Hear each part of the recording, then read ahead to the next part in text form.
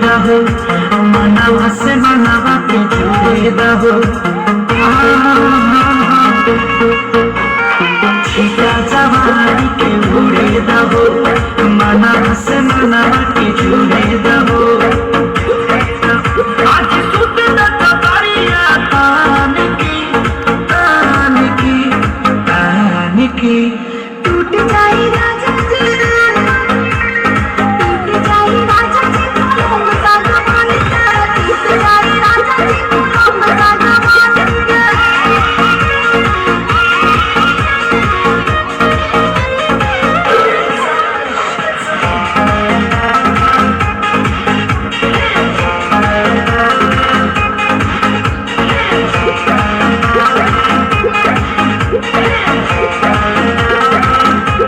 छुए तो बदन की देखो न बदन की चदर बिछा दी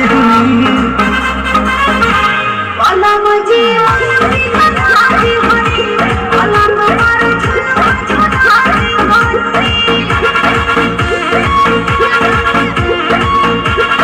छुए तो बदन की देखो न बदन की चदर बिछा दी पलंग जी अंगूरी बनाती होनी, पलंग पर झुलवा झुलाती होनी। बड़ी यार बत दे दिया बखान के टूट जाए राजा